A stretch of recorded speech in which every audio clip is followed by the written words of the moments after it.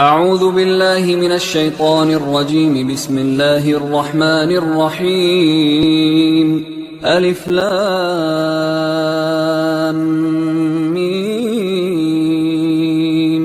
ذلك الكتاب لا ريب فيه هدى للمتقين الذين يؤمنون بالغيب ويقيمون الصلاة ومما رزقناهم ينفقون والذين يؤمنون بما أنزل إليك وما أنزل من قبلك وبالآخرة هم يوقنون أولئك على هدى من ربهم وأولئك هم المفلحون. إن الذين كفروا سواء عليهم أأنذرتهم أم لم تنذرهم لا يؤمنون. ختم الله على قلوبهم وعلى سمعهم وعلى أبصارهم غشاوة ولهم عذاب عظيم. ومن الناس من يقول آمنا بالله وباليوم الآخر وما هم بمؤمنين يخادعون الله والذين آمنوا وما يخدعون إلا أنفسهم وما يشعرون. في قلوبهم مرض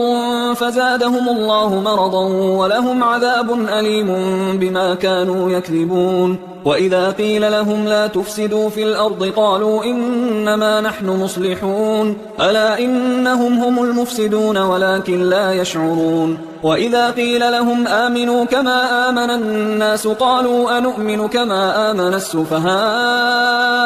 ألا إنهم هم السفهاء ولكن لا يعلمون. وإذا لقوا الذين آمنوا قالوا آمنا وإذا خلوا إلى شياطينهم قالوا إنا معكم إنما نحن مستهزئون. الله يستهزئ بهم ويمدهم في طغيانهم يعمهون. أولئك الذين اشتروا الضلالة بالهدى فما ربحت تجارتهم وما كانوا مهتدين. مثلهم كمثل الذي استوقد نارا فلما أضاءت ما حوله ذهب الله بنورهم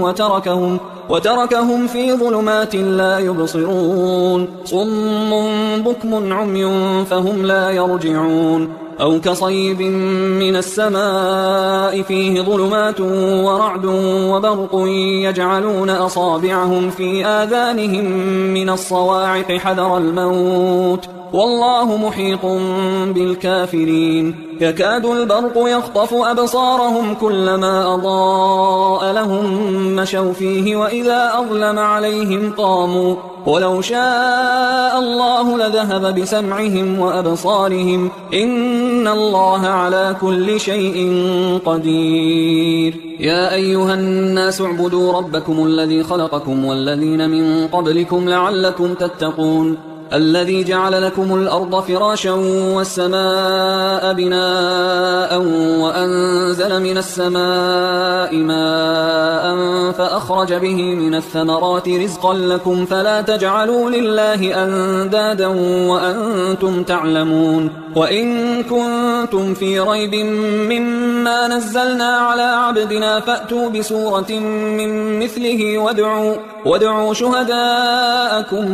من دون الله إن كنتم صادقين. فإن لم تفعلوا ولن تفعلوا فاتقوا النار التي وقودها الناس والحجارة أعدت للكافرين. وبشر الذين آمنوا وعملوا الصالحات أن لهم جنات تجري من تحتها الأنهار كلما رزقوا منها من ثمرة رزقا قالوا هذا الذي رزقنا من قبل وأتوا به متشابها ولهم فيها أزواج مطهرة وهم فيها خالدون. إن الله لا يستحيي أن يضرب مثلا ما بعوضة فما فوقها فأما الذين آمنوا فيعلمون أنه الحق من ربهم وأما الذين كفروا فيقولون ماذا أراد الله بهذا مثلا يضل به كثيرا ويهدي به كثيرا وما يضل به إلا الفاسقين الذين ينقضون عهد الله من بعد ميثاقه ويقطعون ما أمر الله به أن يوصل ويفسدون في الأرض أولئك هم الخاسرون. كيف تكفرون بالله وكنتم أمواتا فأحياكم ثم يميتكم ثم يحييكم ثم إليه ترجعون. هو الذي خلق لكم ما في الأرض جميعا ثم استوى إلى السماء فسواهن 7 سماوات وهو بكل شيء عليم. وإذ قال ربك للملائكة إني جاعل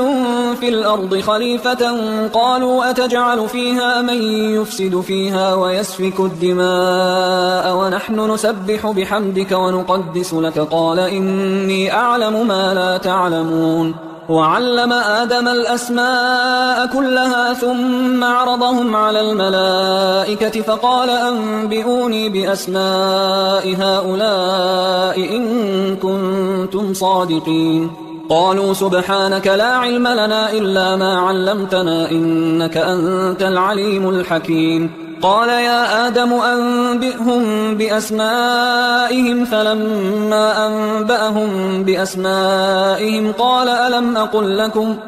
ألم أقل لكم إني أعلم غيب السماوات والأرض وأعلم ما تبدون وما كنتم تكتمون. وإذ قلنا للملائكة اسجدوا لآدم فسجدوا إلا إبليس أبى واستكبر وكان من الكافرين. وقلنا يا آدم اسكن أنت وزوجك الجنة وكلا منها رغدا حيث شئتما ولا تقربا هذه الشجرة فتكونا من الظالمين. فأزلهما الشيطان عنها فأخرجهما مما كانا فيه وقلنا اهبطوا بعضكم لبعض عدو ولكم في الأرض مستقر ومتاع إلى حين. فتلقى آدم من ربه كلمات فتاب عليه إنه هو التواب الرحيم. قلنا اهبطوا منها جميعا فإما يأتينكم مني هدى فمن تبع هداي فلا خوف عليهم ولا هم يحزنون. والذين كفروا وكذبوا بآياتنا أولئك أصحاب النار هم فيها خالدون.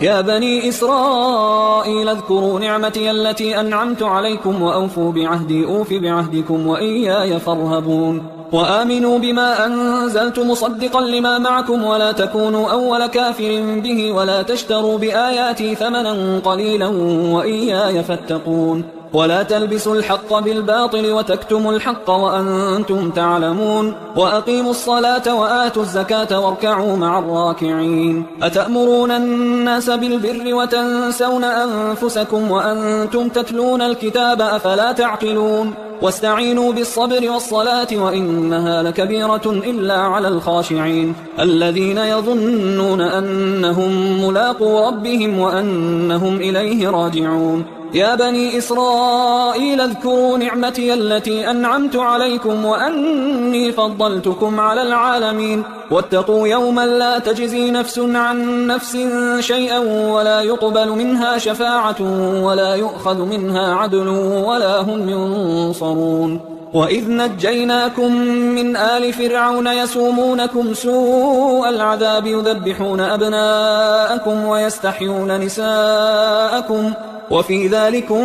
بلاء من ربكم عظيم. وإذ فرقنا بكم البحر فأنجيناكم وأغرقنا آل فرعون وأنتم تنظرون. وإذ واعدنا موسى 40 ليلة ثم اتخذتم العجل من بعده وأنتم ظالمون. ثم عفونا عنكم من بعد ذلك لعلكم تشكرون. وإذ آتينا موسى الكتاب والفرقان لعلكم تهتدون. وإذ قال موسى لقومه يا قوم إنكم ظلمتم أنفسكم باتخاذكم العجل فتوبوا إلى بارئكم فاقتلوا أنفسكم ذلكم خير لكم عند بارئكم فتاب عليكم إنه هو التواب الرحيم. وإذ قلتم يا موسى لن نؤمن لك حتى نرى الله جهرة فأخذتكم الصاعقة وأنتم تنظرون. ثم بعثناكم من بعد موتكم لعلكم تشكرون. وظللنا عليكم الغمام وأنزلنا عليكم المن والسلوى كلوا من طيبات ما رزقناكم وما ظلمونا ولكن كانوا أنفسهم يظلمون. وإذ قلنا ادخلوا هذه القرية فكلوا منها حيث شئتم رغدا وادخلوا الباب سجدا وقولوا حطة نغفر لكم خطاياكم وسنزيد المحسنين. فبدل الذين ظلموا قولا غير الذي قيل لهم فأنزلنا على الذين ظلموا رجزا من السماء بما كانوا يفسقون وإذ استسقى موسى لقومه فقلنا اضرب بعصاك الحجر فانفجرت منه 12 عينا قد علم كل أناس مشربهم كلوا واشربوا من رزق الله ولا تعثوا في الأرض مفسدين وإذ قلتم يا موسى لن نصبر على طعام واحد فادع لنا ربك يخرج لنا مما تنبت الأرض من بقلها وقثائها وفومها وعدسها وبصلها قال أتستبدلون الذي هو أدنى بالذي هو خير اهبطوا مصرا فإن لكم ما سألتم وضربت عليهم الذلة والمسكنة وباءوا بغضب من الله ذلك بأنهم كانوا يكفرون بآيات الله ويقتلون النبيين بغير الحق ذلك بما عصوا وكانوا يعتدون إن الذين آمنوا والذين هادوا والنصارى والصابئين من آمن بالله واليوم الآخر وعمل صالحا فلهم أجرهم عند ربهم ولا خوف عليهم ولا هم يحزنون وإذ أخذنا ميثاقكم ورفعنا فوقكم الطور خذوا ما آتيناكم بقوة واذكروا ما فيه لعلكم تتقون ثم توليتم من بعد ذلك فلولا فضل الله عليكم ورحمته لكنتم من الخاسرين ولقد علمتم الذين اعتدوا منكم في السبت فقلنا لهم كونوا قردة خاسئين فجعلناها نكالا لما بين يديها وما خلفها وموعظة للمتقين وإذ قال موسى لقومه إن الله يأمركم أن تذبحوا بقرة قالوا أتتخذنا هزوا قال أعوذ بالله أن أكون من الجاهلين قالوا ادع لنا ربك يبين لنا ما هي قال إنه يقول إنها بقرة لا فارض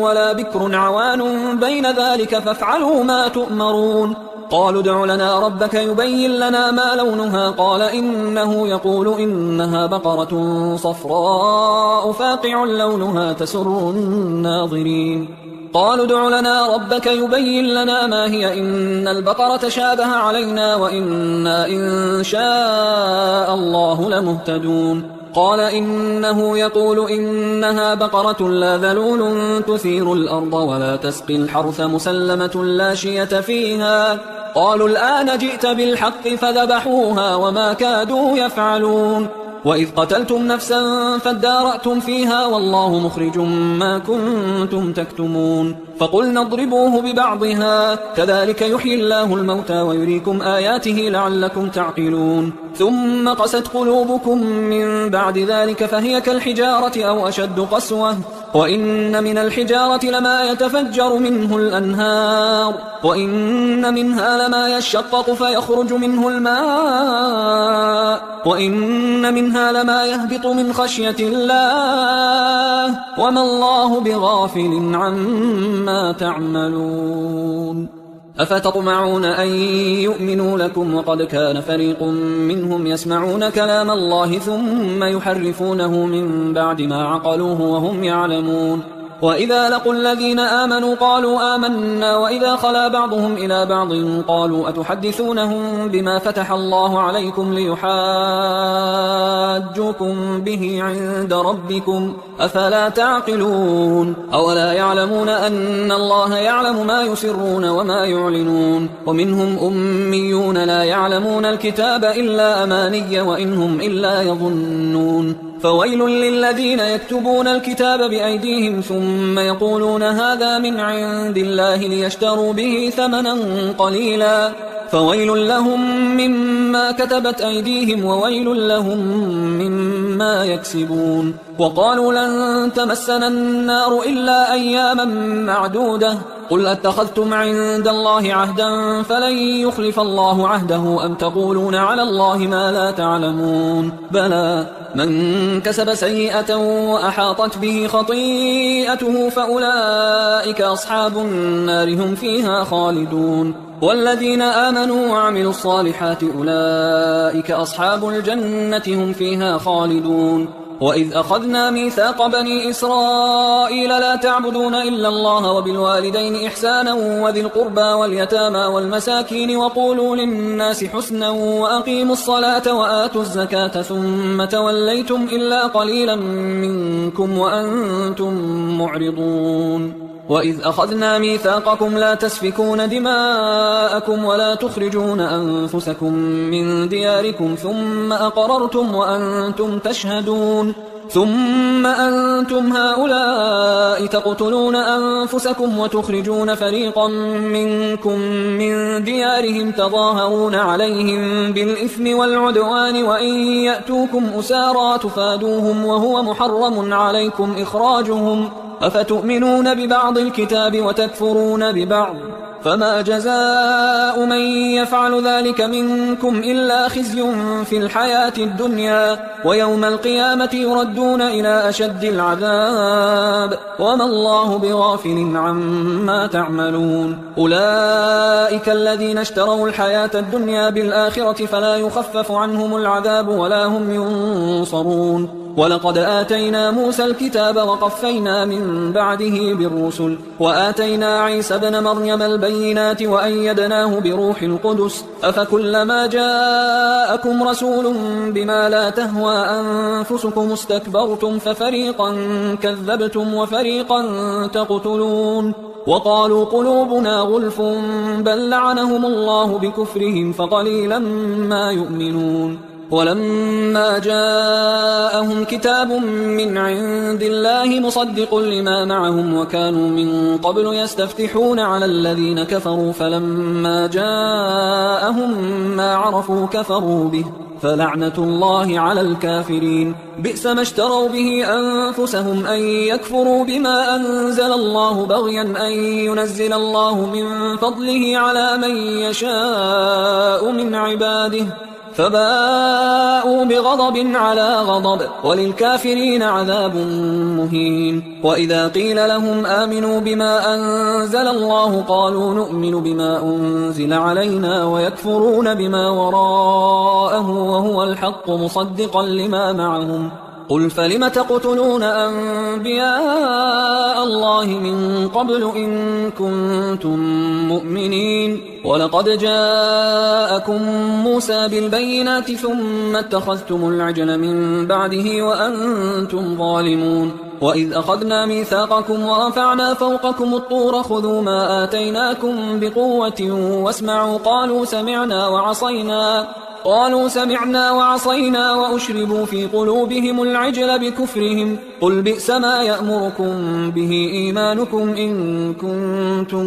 مؤمنين قل إن كانت لكم الدار الآخرة عند الله خالصة من دون الناس فتمنوا الموت إن كنتم صادقين ولن يتمنوه أبدا بما قدمت أيديهم والله عليم بالظالمين ولتجدنهم أحرص الناس على حياة ومن الذين أشركوا يود أحدهم لو يعمر 1000 سنة وما هو بمزحزحه من العذاب أن يعمر والله بصير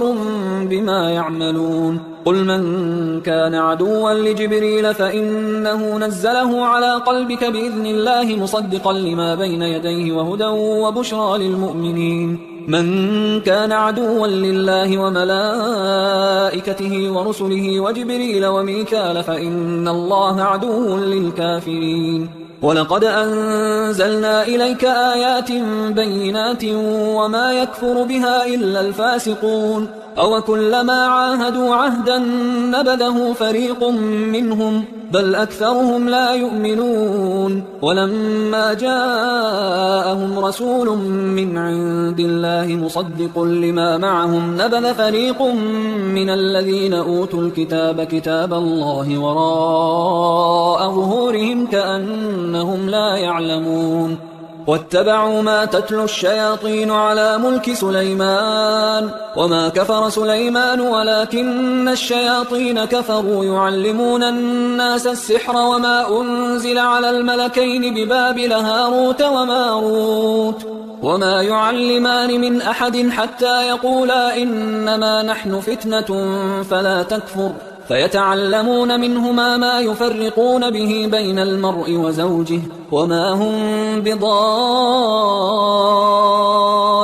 به من أحد إلا بإذن الله ويتعلمون ما يضرهم ولا ينفعهم ولقد علموا لمن اشتراه ما له في الآخرة من خلاق ولبئس ما شروا به أنفسهم لو كانوا يعلمون ولو أنهم آمنوا واتقوا لمثوبة من عند الله خير لو كانوا يعلمون يا أيها الذين آمنوا لا تقولوا راعنا وقولوا انظرنا واسمعوا وللكافرين عذاب أليم ما يود الذين كفروا من أهل الكتاب ولا المشركين أن ينزل عليكم من خير من ربكم والله يختص برحمته من يشاء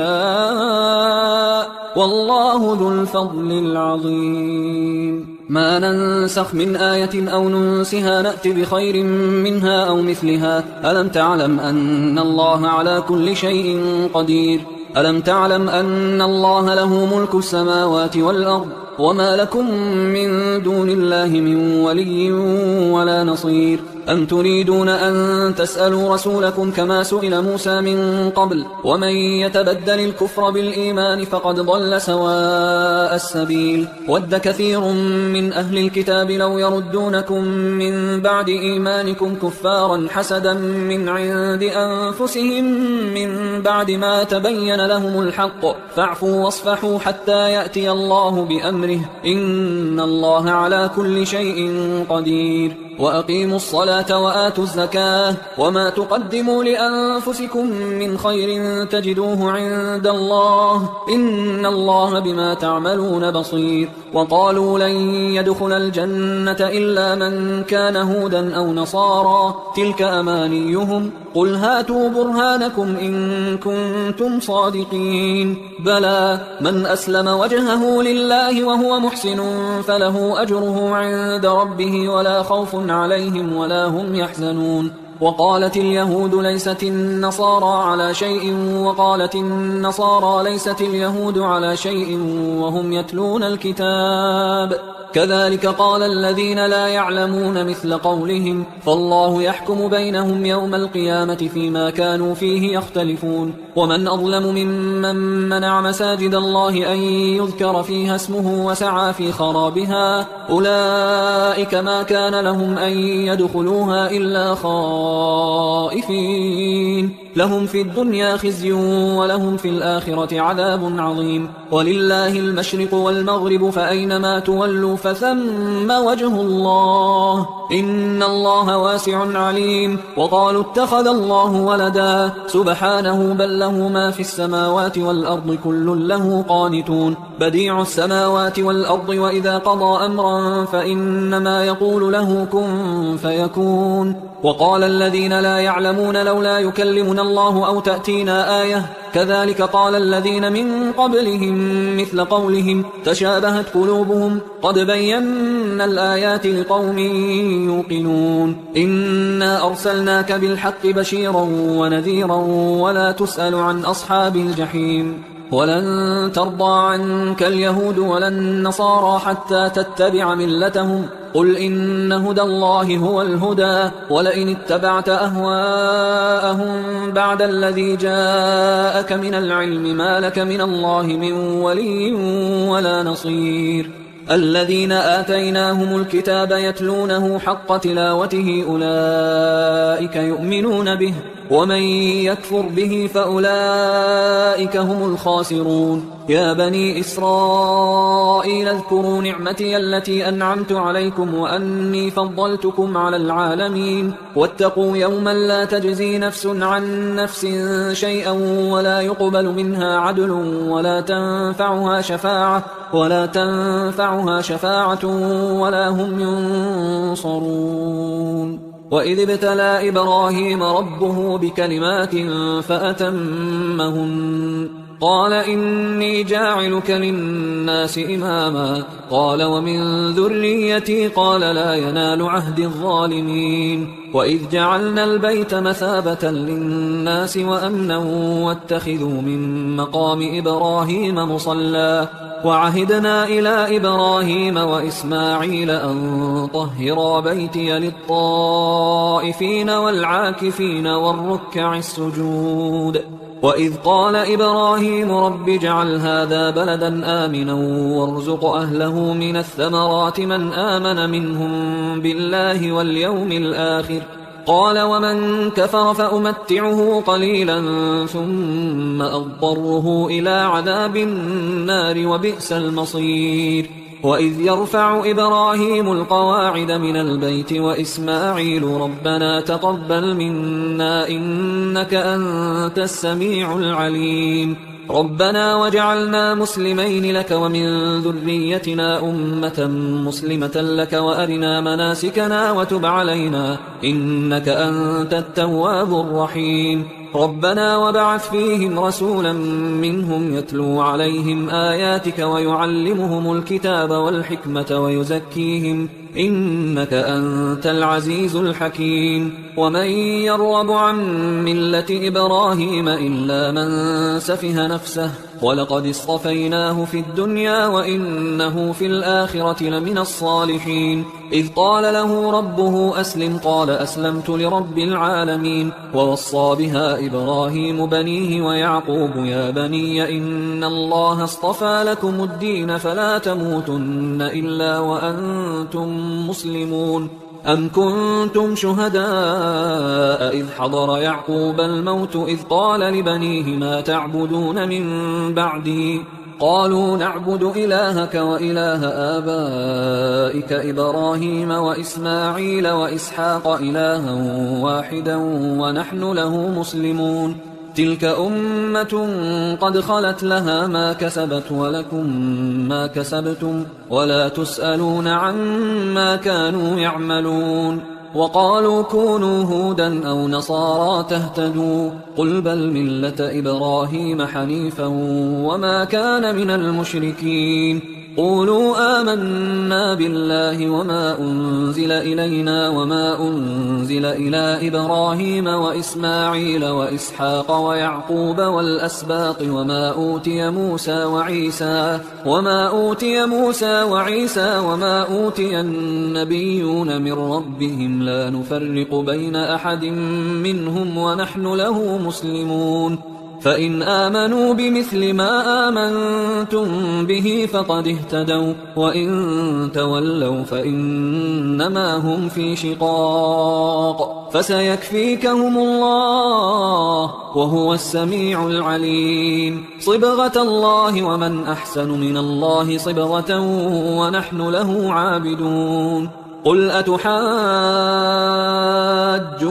في الله وهو ربنا وربكم ولنا أعمالنا ولكم أعمالكم ونحن له مخلصون أم تقولون إن إبراهيم وإسماعيل وإسحاق ويعقوب والأسباط كانوا هودا أو نصارى قل أأنتم أعلم أم الله ومن أظلم ممن كتم شهادة عنده من الله وما الله بغافل عما تعملون تلك أمة قد خلت لها ما كسبت ولكم ما كسبتم ولا تسألون عما كانوا يعملون سيقول السفهاء من الناس ما ولاهم عن قبلتهم التي كانوا عليها قل لله المشرق والمغرب يهدي من يشاء إلى صراط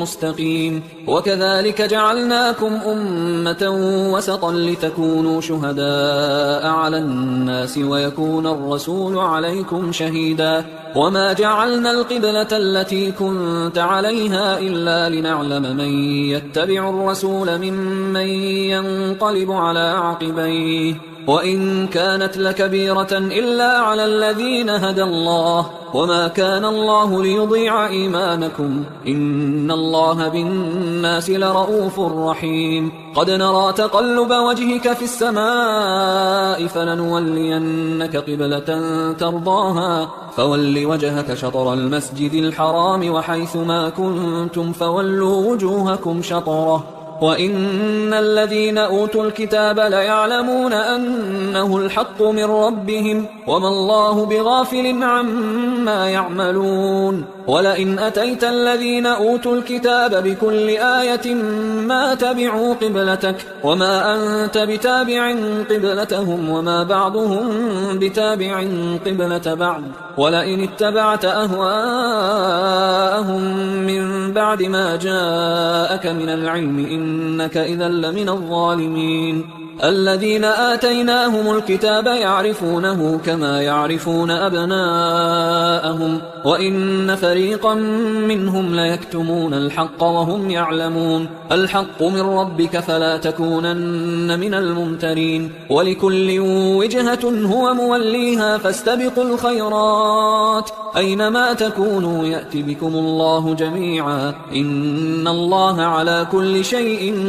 قدير ومن حيث خرجت فول وجهك شطر المسجد الحرام وإنه للحق من ربك وما الله بغافل عما تعملون ومن حيث خرجت فول وجهك شطر المسجد الحرام وحيث ما كنتم فولوا وجوهكم شطره لئلا يكون للناس عليكم حجة إلا الذين ظلموا منهم فلا تخشوهم واخشوني ولأتم نعمتي عليكم ولعلكم تهتدون كما أرسلنا فيكم رسولا منكم يتلو عليكم آياتنا ويزكيكم ويعلمكم الكتاب والحكمة ويعلمكم ما لم تكونوا تعلمون فاذكروني أذكركم واشكروا لي ولا تكفرون يا أيها الذين آمنوا استعينوا بالصبر والصلاة إن الله مع الصابرين ولا تقولوا لمن يقتل في سبيل الله أموات بل أحياء ولكن لا تشعرون ولنبلونكم بشيء من الخوف والجوع ونقص من الأموال والأنفس والثمرات وبشر الصابرين الذين إذا أصابتهم مصيبة قالوا إنا لله وإنا إليه راجعون أولئك عليهم صلوات من ربهم ورحمة وأولئك هم المهتدون إن الصفا والمروة من شعائر الله فمن حج البيت أو اعتمر فلا جناح عليه أن يطوف بهما ومن تطوع خيرا فإن الله شاكر عليم إن الذين يكتمون ما أنزلنا من البينات والهدى من بعد ما بيناه للناس في الكتاب أولئك يلعنهم الله ويلعنهم اللاعنون إلا الذين تابوا وأصلحوا وبينوا فأولئك أتوب عليهم وأنا التواب الرحيم إن الذين كفروا وماتوا وهم كفار أولئك عليهم لعنة الله والملائكة والناس أجمعين خالدين فيها لا يخفف عنهم العذاب ولا هم ينظرون وإلهكم إله واحد لا إله إلا هو الرحمن الرحيم إن في خلق السماوات والأرض واختلاف الليل والنهار والفلك التي تجري في البحر بما ينفع الناس وما أنزل الله من السماء من ماء فأحيا به الأرض بعد موتها وبث فيها من كل دابة وتصريف الرياح والسحاب المسخر بين السماء والأرض لآيات لقوم يعقلون ومن الناس من يتخذ من دون الله أندادا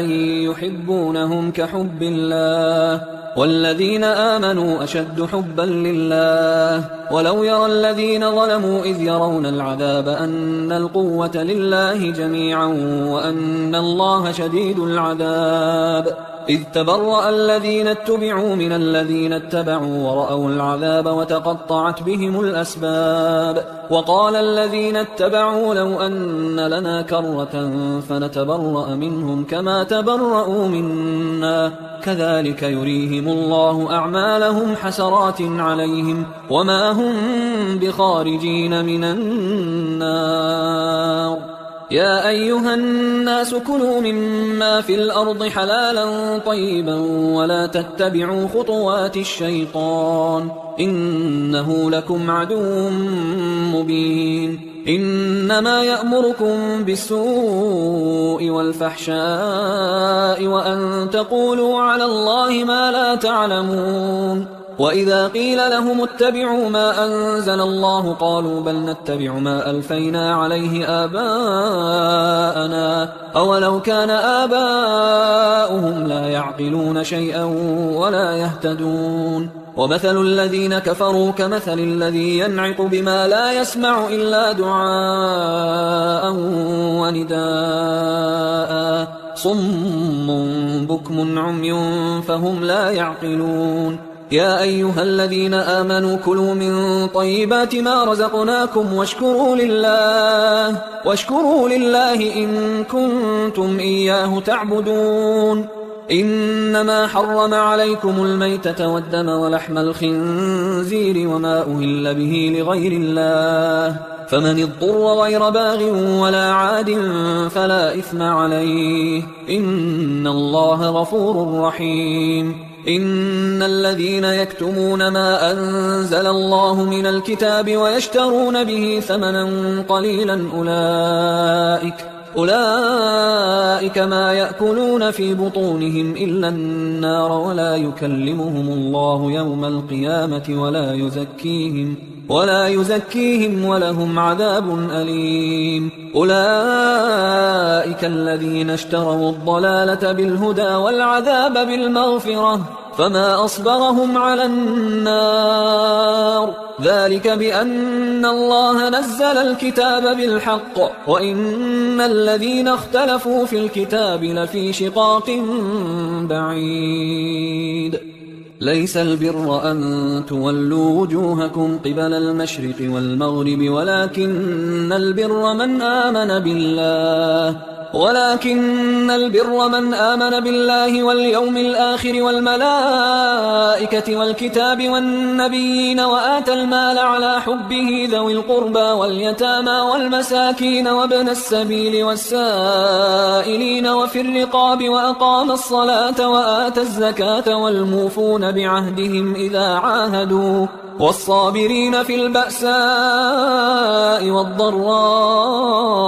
وحين البأس أولئك الذين صدقوا وأولئك هم المتقون. يا أيها الذين آمنوا كتب عليكم القصاص في القتلى الحر بالحر والعبد بالعبد والأنثى بالأنثى فمن عفي له من أخيه شيء فاتباع بالمعروف وأداء إليه بإحسان ذلك تخفيف من ربكم ورحمة فمن اعتدى بعد ذلك فله عذاب أليم. ولكم في القصاص حياة يا أولي الألباب لعلكم تتقون. كتب عليكم إذا حضر أحدكم الموت إن ترك خيرا الوصية للوالدين والأقربين بالمعروف حقا على المتقين فمن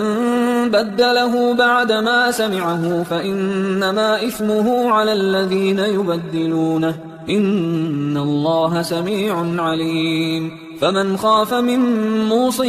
جنفا أو إثما فأصلح بينهم فلا إثم عليه إن الله غفور رحيم. يا أيها الذين آمنوا كتب عليكم الصيام كما كتب على الذين من قبلكم لعلكم تتقون أياما معدودات فمن كان منكم مريضا أو على سفر فعدة من أيام أخر وعلى الذين يطيقونه فدية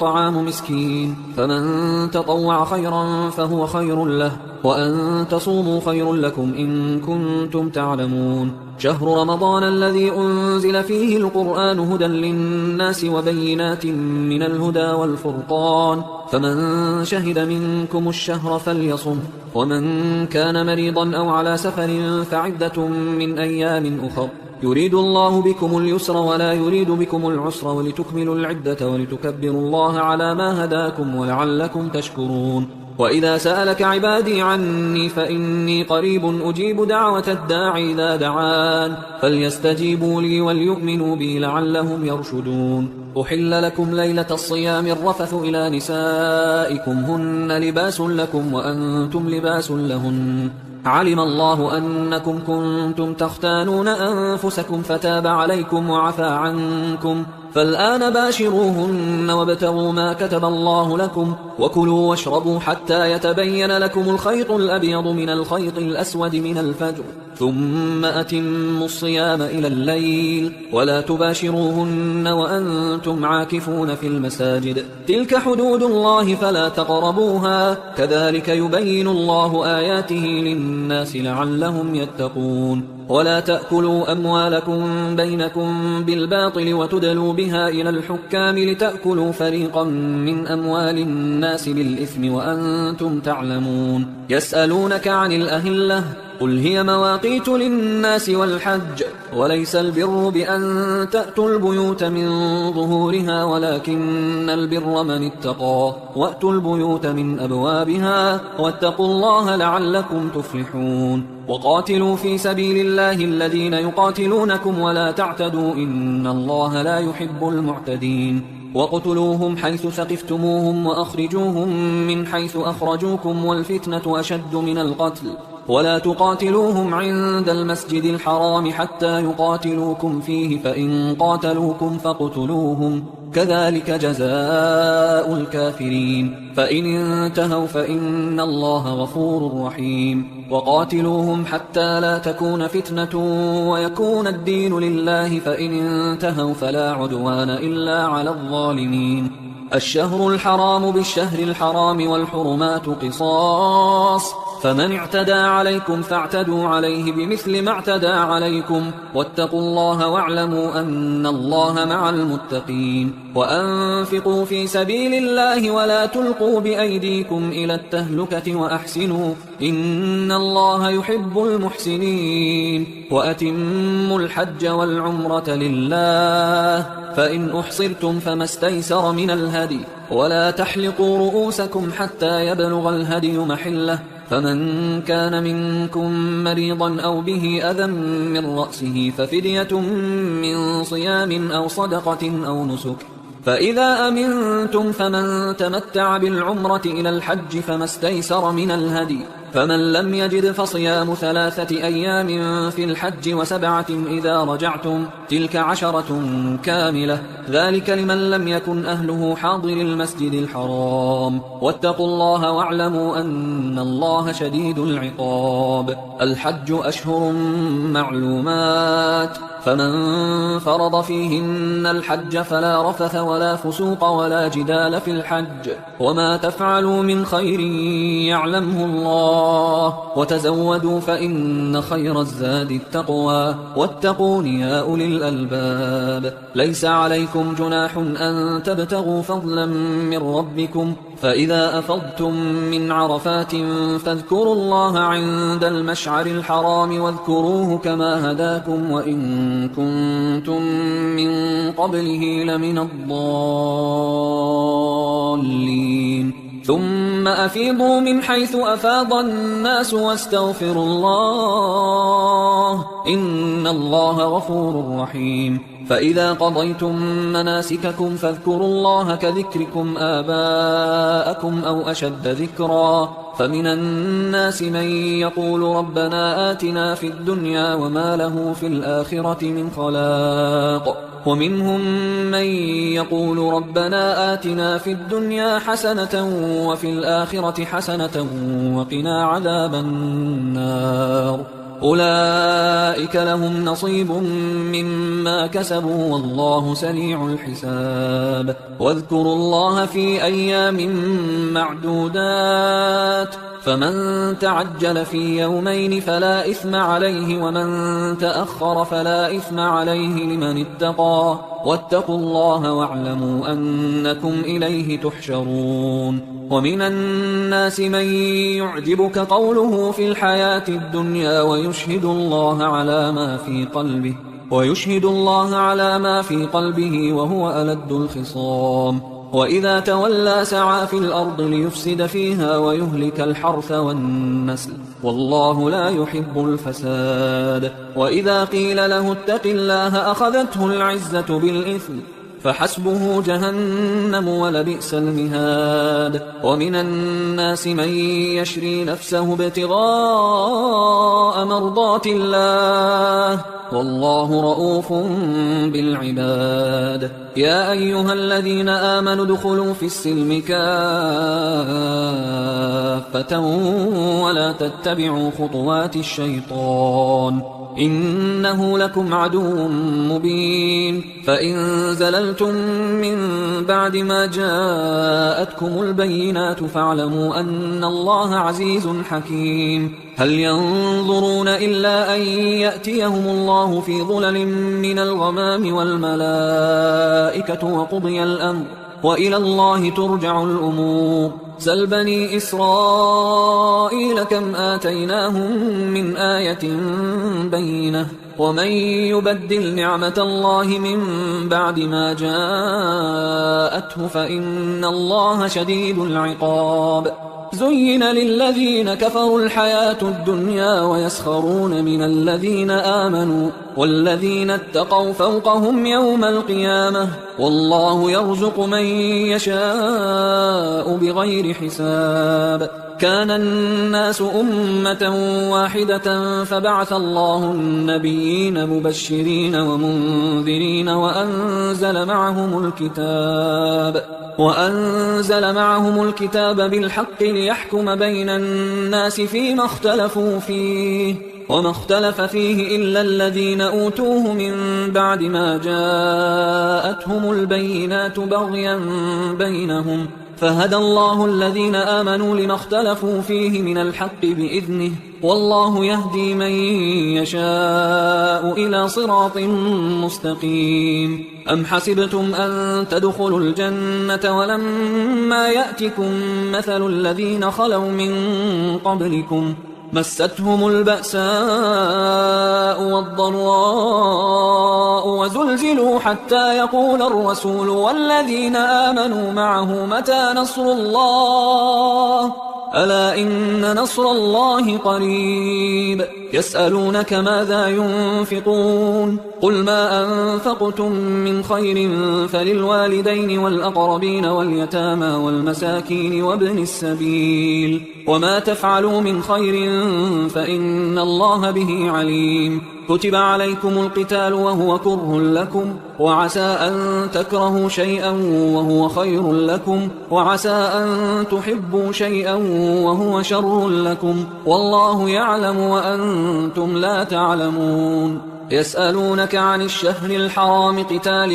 فيه قل قتال فيه كبير وصد عن سبيل الله وكفر به والمسجد الحرام وإخراج أهله منه أكبر عند الله والفتنة أكبر من القتل ولا يزالون يقاتلونكم حتى يردوكم عن دينكم إن استطاعوا ومن يرتدد منكم عن دينه فيمت وهو كافر فأولئك حبطت أعمالهم في الدنيا والآخرة وأولئك أصحاب النار هم فيها خالدون. إن الذين آمنوا والذين هاجروا وجاهدوا في سبيل الله أولئك يرجون رحمة الله والله غفور رحيم. يسألونك عن الخمر والميسر قل فيهما إثم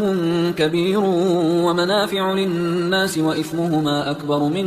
نفعهما ويسألونك ماذا ينفقون قل العفو كذلك يبين الله لكم الآيات لعلكم تتفكرون في الدنيا والآخرة ويسألونك عن اليتامى قل إصلاح لهم خير وإن تخالطوهم فإخوانكم والله يعلم المفسد من المصلح ولو شاء الله لأعنتكم إن الله عزيز حكيم ولا تنكحوا المشركات حتى يؤمن ولأمة مؤمنة خير من مشركة ولو أعجبتكم ولا تنكحوا المشركين حتى يؤمنوا ولعبد مؤمن خير من مشرك ولو أعجبكم أولئك يدعون إلى النار والله يدعو إلى الجنة والمغفرة بإذنه ويبين آياته للناس لعلهم يتذكرون ويسألونك عن المحيض قل هو أذى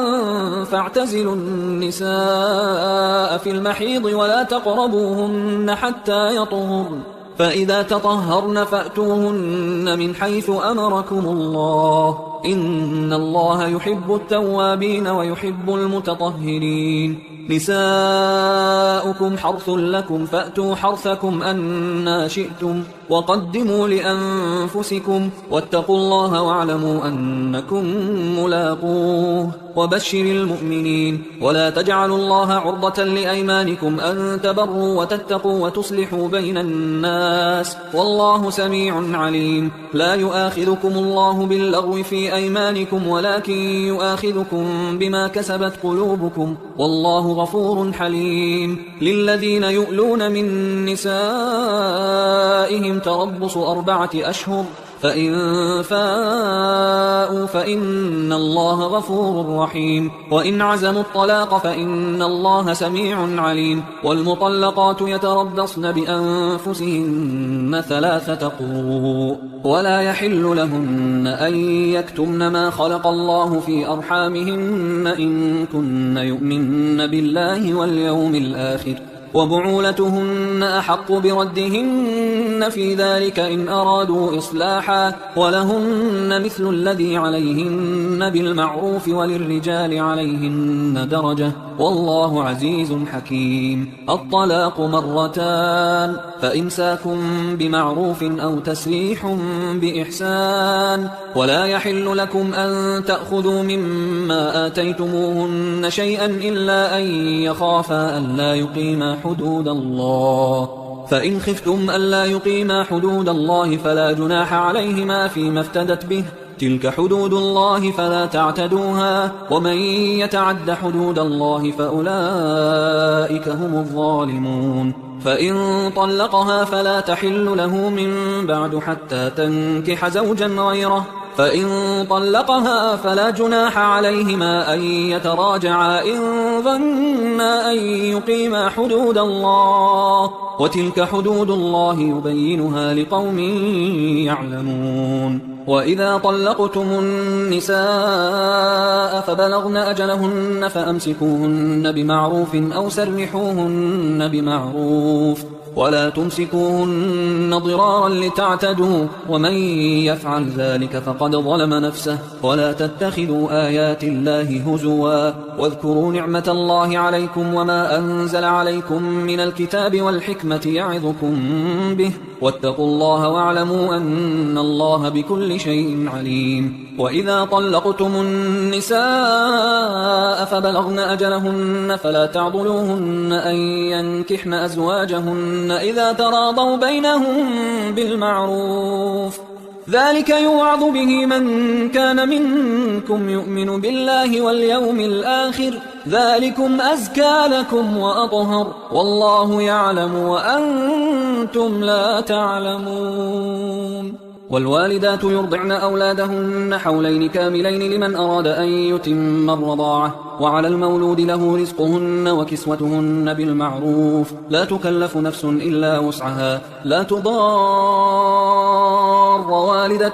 بولدها ولا مولود له بولده وعلى الوارث مثل ذلك فإن أرادا فصالا عن تراض منهما وتشاور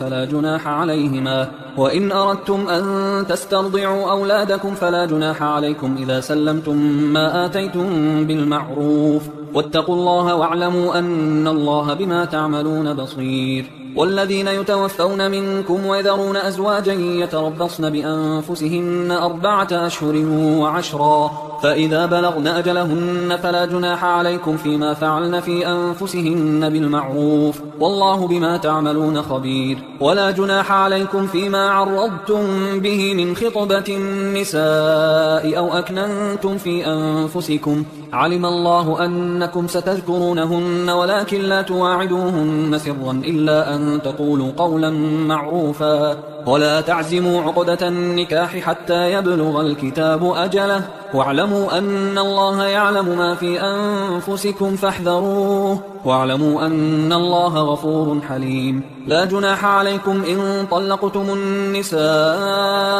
ما لم تمسوهن أو تفرضوا لهن فريضة ومتعوهن على الموسع قدره وعلى المقتر قدره متاعا بالمعروف حقا على المحسنين. وإن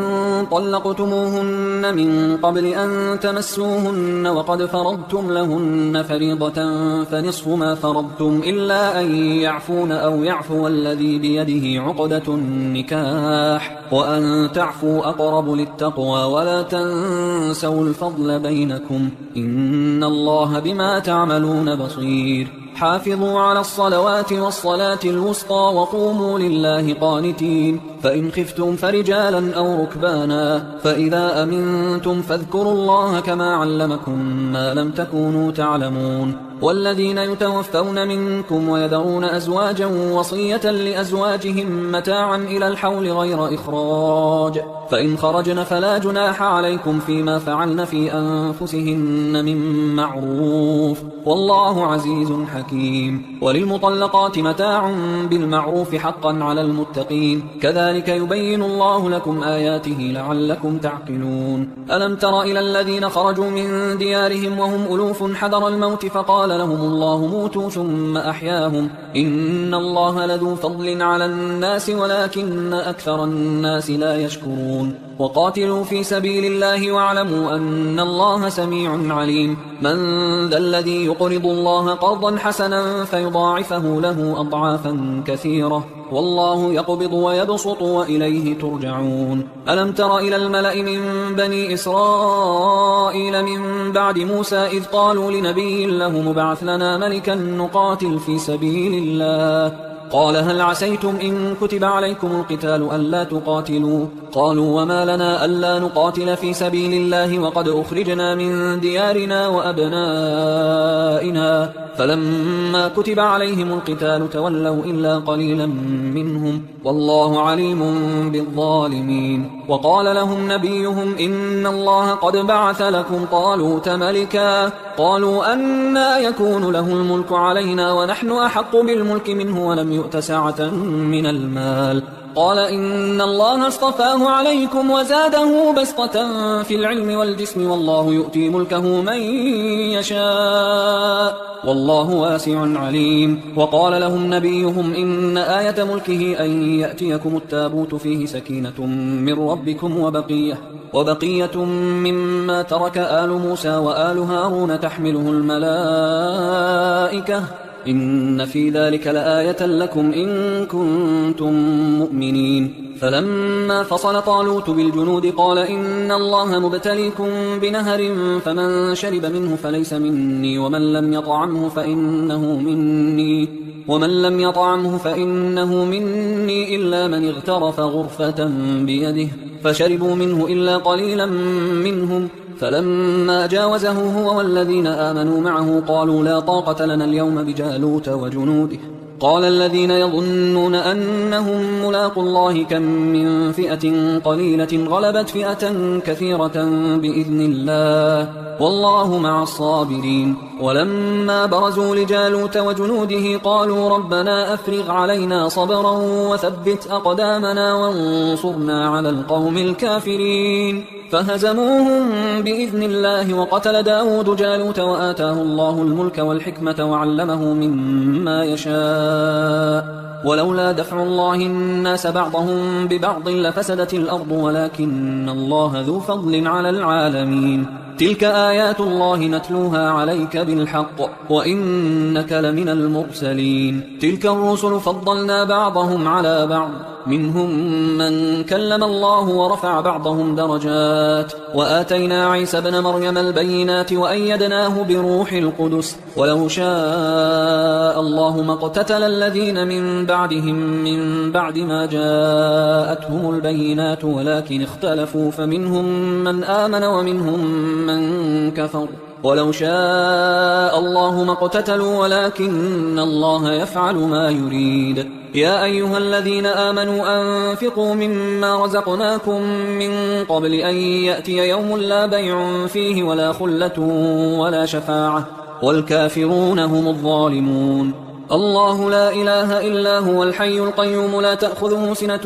ولا نوم له ما في السماوات وما في الأرض من ذا الذي يشفع عنده إلا بإذنه يعلم ما بين أيديهم وما خلفهم ولا يحيطون بشيء من علمه إلا بما شاء وسع كرسيه السماوات والأرض ولا يؤوده حفظهما وهو العلي العظيم لا إكراه في الدين قد تبين الرشد من الغي فمن يكفر بالطاغوت ويؤمن بالله فقد استمسك بالعروة الوثقى لا انفصام لها والله سميع عليم الله ولي الذين آمنوا يخرجهم من الظلمات إلى النور والذين كفروا أولياؤهم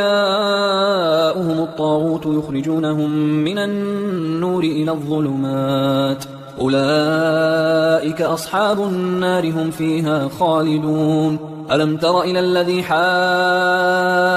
إبراهيم في ربه أن آتاه الله الملك إذ قال إبراهيم ربي الذي يحيي ويميت قال أنا أحيي وأميت قال إبراهيم فإن الله يأتي بالشمس من المشرق فأت بها من المغرب فبهت الذي كفر والله لا يهدي القوم الظالمين أو كالذي مر على قرية وهي خاوية على عروشها قال أنى يحيي هذه الله بعد موتها فأماته الله 100 عام ثم بعثه قال كم لبثت قال لبثت يوما أو بعض يوم قال بل لبثت 100 عام فانظر إلى طعامك وشرابك لم يتسنه وانظر إلى حمارك ولنجعلك آية للناس وانظر إلى العظام كيف ننشزها ثم نكسوها لحما فلما تبين له قال أعلم أن الله على كل شيء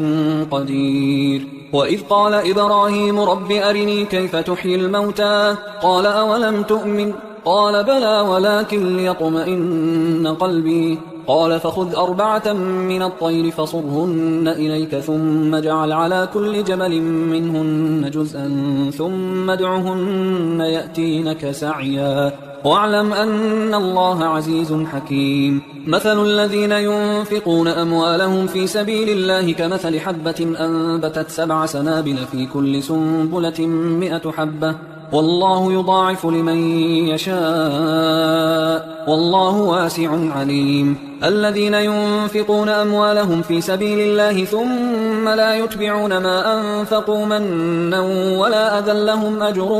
لهم أجرهم عند ربهم ولا خوف عليهم ولا هم يحزنون قول معروف ومغفرة خير من صدقة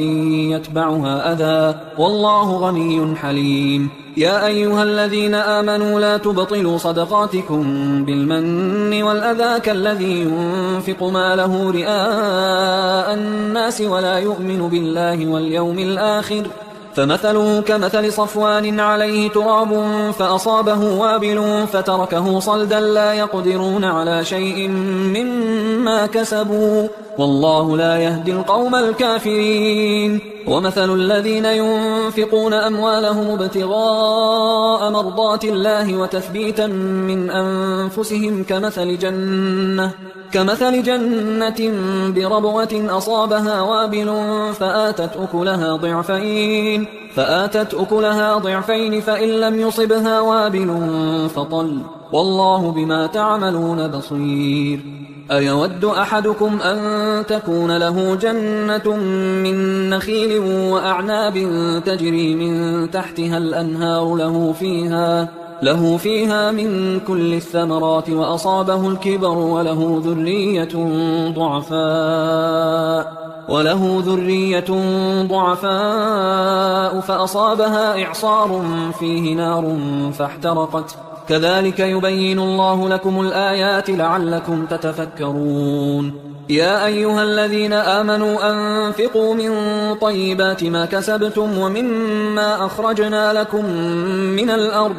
ولا تيمموا الخبيث منه تنفقون ولستم بآخذيه إلا أن تغمضوا فيه واعلموا أن الله غني حميد. الشيطان يعدكم الفقر ويأمركم بالفحشاء والله يعدكم مغفرة منه وفضلا والله واسع عليم. يؤتي الحكمة من يشاء ومن يؤت الحكمة فقد أوتي خيرا كثيرا وما يذكر إلا أولو الألباب. وما أنفقتم من نفقة أو نذرتم من نذر فإن الله يعلمه وما للظالمين من أنصار. إن تبدوا الصدقات فنعما هي وإن تخفوها وتؤتوها الفقراء فهو خير لكم ويكفر عنكم من سيئاتكم والله بما تعملون خبير. ليس عليك هداهم ولكن الله يهدي من يشاء. وما تنفقوا من خير فلأنفسكم وما تنفقون إلا ابتغاء وجه الله وما تنفقوا من خير يوفى إليكم وأنتم لا تظلمون. للفقراء الذين أحصروا في سبيل الله لا يستطيعون ضربا في الأرض يحسبهم الجاهل أغنياء من التعفف تعرفهم بسيماهم لا يسألون الناس إلحافا. وما تنفقوا من خير فإن الله به عليم. الذين ينفقون أموالهم بالليل والنهار سرا وعلانية فلهم أجرهم عند ربهم ولا خوف عليهم ولا هم يحزنون. الذين يأكلون الربا لا يقومون إلا كما يقوم الذي يتخبطه الشيطان من المس ذلك بأنهم قالوا إنما البيع مثل الربا وأحل الله البيع وحرم الربا. فمن جاءه موعظة من ربه فانتهى فله ما سلف وأمره إلى الله ومن عاد فأولئك أصحاب النار هم فيها خالدون. يمحق الله الربا ويربي الصدقات والله لا يحب كل كفار أثيم. إن الذين آمنوا وعملوا الصالحات وأقاموا الصلاة وآتوا الزكاة لهم أجرهم عند ربهم ولا خوف عليهم ولا هم يحزنون. يا أيها الذين آمنوا اتقوا الله وذروا ما بقي من الربا إن كنتم مؤمنين فإن لم تفعلوا فأذنوا بحرب من الله ورسوله وإن تبتم فلكم رؤوس أموالكم لا تظلمون ولا تظلمون. وإن كان ذو عسرة فنظرة إلى ميسرة وأن تصدقوا خير لكم إن كنتم تعلمون. واتقوا يوما ترجعون فيه إلى الله ثم توفى كل نفس ما كسبت وهم لا يظلمون. يا أيها الذين آمنوا إذا تداينتم بدين إلى أجل مسمى فاكتبوه وليكتب بينكم كاتب بالعدل ولا يأب كاتب أن يكتب كما علمه الله فليكتب وليملل الذي عليه الحق وليتق الله ربه ولا يبخس منه شيئا. فإن كان الذي عليه الحق سفيها أو ضعيفا أو لا يستطيع أن يمله فليملل وليه بالعدل واستشهدوا شهيدين من رجالكم فإن لم يكونا رجلين فرجل وامرأتان ممن ترضون من الشهداء أن تضل إحداهما فتذكر إحداهما الأخرى ولا يأبى الشهداء إذا ما دعوا ولا تسأموا أن تكتبوه صغيرا أو كبيرا إلى أجله ذلكم أقسط عند الله وأقوم للشهادة وأدنى أن لا ترتابوا إلا أن تكون تجارة حاضرة تديرونها بينكم فليس عليكم جناح ألا تكتبوها وأشهدوا إذا تبايعتم ولا يضار كاتب ولا شهيد وإن تفعلوا فإنه فسوق بكم واتقوا الله ويعلمكم الله والله بكل شيء عليم وإن كنتم على سفر ولم تجدوا كاتبا فرهان مقبوضة فإن أمن بعضكم بعضا فليؤدي الذي اؤتمن أمانته وليتق الله ربه ولا تكتموا الشهادة ومن يكتمها فإنه آثم قلبه والله بما تعملون عليم لله ما في السماوات وما في الأرض وإن تبدوا ما في أنفسكم أو تخفوه يحاسبكم به الله فيغفر لمن يشاء ويعذب من يشاء والله على كل شيء قدير آمن الرسول بما أنزل إليه من ربه والمؤمنون كل آمن بالله وملائكته وكتبه ورسله لا نفرق بين أحد من رسله وقالوا سمعنا وأطعنا غفرانك ربنا وإليك المصير لا يكلف الله نفسا إلا وسعها لها ما كسبت وعليها ما اكتسبت ربنا لا تؤاخذنا إن نسينا أو أخطأنا ربنا ولا تحمل علينا إصرا كما حملته على الذين من قبلنا ربنا ولا تحملنا ما لا طاقة لنا به واعف عنا واغفر لنا وارحمنا أنت مولانا فانصرنا على القوم الكافرين